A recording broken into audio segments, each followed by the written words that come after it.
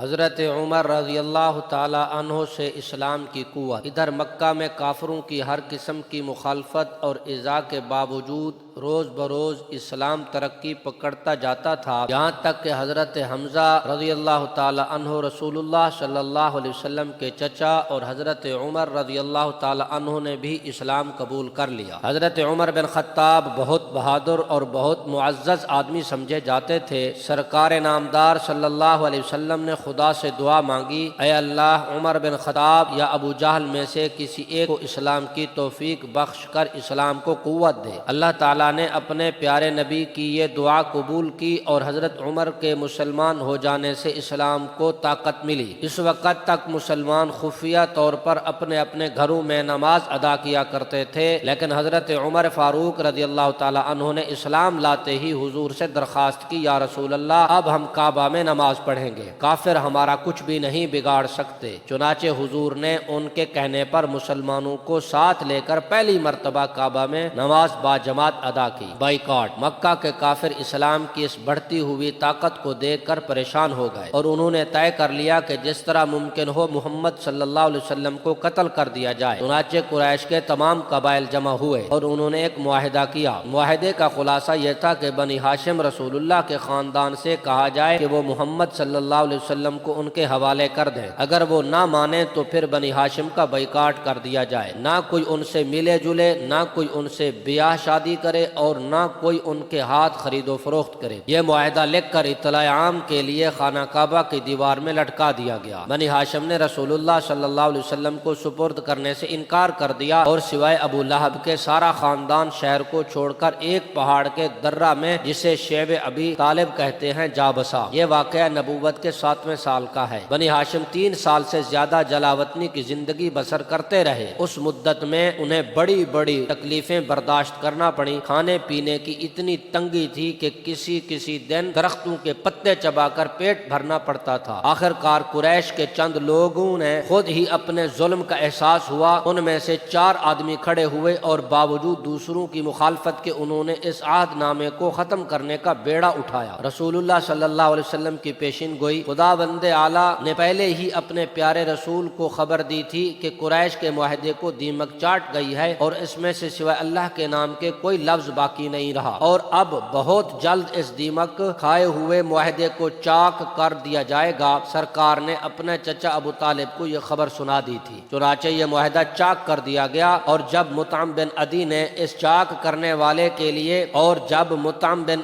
اسے چاک کرنے کے لیے اتارا تو اس میں سوائے اللہ کے نام کے اور کوئی حرف باقی نہ رہا تھا۔ اب بنی ہاشم پھر مکہ میں آ گئے اور رسول اللہ صلی اللہ علیہ وسلم بدستور اپنے فرض کو انجام دینے میں مشغول ہو گئے۔ 2 حادثے۔ نبوت کا 10واں سال تھا کہ سرکار عالم صلی اللہ علیہ وسلم کے چچا ابو طالب کا انتقال ہو گیا۔ اگرچہ انہوں نے اپنی قوم کے کہنے سننے کی شرم سے اسلام قبول نہ کیا تھا، مگر وہ اپنی ساری زندگی رسول اللہ کی حفاظت اور حمایت میں کمر بستہ رہے۔ انہوں نے سارے خاندان بلکہ تمام عرب سے دشمنی مول لی، مگر اپنے عزیز بھتیجے کا ساتھ نہ چھوڑا۔ ان کی حمایت کی وجہ سے ان کے جیتے جی کسی کو یہ ہمت نہ ہوئی کہ حضور صلی اللہ علیہ وسلم کو کوئی سخت تکلیف پہنچائے۔ چچا کے انتقال کے چند ہی روز بعد حضور پر نور کی پہلی رفیقہ زندگی ام المومنین حضرت خدیجہ الکبریٰ رضی اللہ تعالی عنہا بھی خدا کو پیاری ہوئی۔ یہ بڑی ہمدرد اور غم گسار بیوی تھی اور رسول اللہ صلی اللہ علیہ وسلم کے دل کو ان کی وجہ سے بڑی ٹھارس پہنچی۔ ان دونوں واقعات کو حضور پر نور نے بہت محسوس فرمایا اور آپ نے اسی سال کا نام غم کا سال رکھا۔ طائف کا سفر۔ ابو طالب کے انتقال سے کافروں نے فائدہ اٹھایا اور خدا کے پیارے نبی کو وہ اور زیادہ پریشان کرنے لگے۔ راستے چلتے ہوئے آپ کے سر مبارک پر خاک بکھیر دیتے، سجدہ کی حالت میں بکرے کی اوجری کمر پر رکھ دیتے اور بعض اوقات آپ کا دامن پکڑ پکڑ کر گھسیٹتے تھے اور کہتے تھے کیا تم ہی ہمارے بہت سے خداؤں کا ایک خدا بنانا چاہتے ہو؟ حضرت ابو بکر رضی اللہ تعالی عنہ آگے بڑھتے اور کہتے اے لوگو، کیا تم ایک خدا کے بندے کو اس جرم میں قتل کرتے ہو؟ وہ خدا کو ایک سمجھتا ہے۔ جب حضور صلی اللہ علیہ وسلم نے دیکھا کہ مکہ میں کامیابی کی امیدیں نہیں تو آپ نے طائف کا قصد کیا تاکہ وہاں خدا کے دین کی تبلیغ کریں۔ طائف میں ثقیف کے قبیلے آباد تھے جن سے رسول اللہ صلی اللہ علیہ وسلم سے دور کی کچھ قرابت بھی تھی۔ ان قبیلوں کے سرداروں سے حضور نے ملاقات کی اور اسلام قبول کرنے کی دعوت دی۔ ان کم بختوں نے اللہ تبارک و تعالیٰ کی اس دولت کو نہایت بے پرواہی سے ٹھکرا دیا اور اس پر بس نہ کی بلکہ اپنی قوم کے غنڈوں کو بہکا کر حضور پر نور کے پیچھے لگا دیا۔ ان غنڈوں نے خدا کے پیارے نبی پر پتھر برسانا شروع کر دیے۔ آپ کے خادم زید بن حارثہ آپ کے ساتھ تھے۔ وہ اگرچہ پتھروں کو بچھاڑ اپنے اوپر لینے کی کوشش کرتے تھے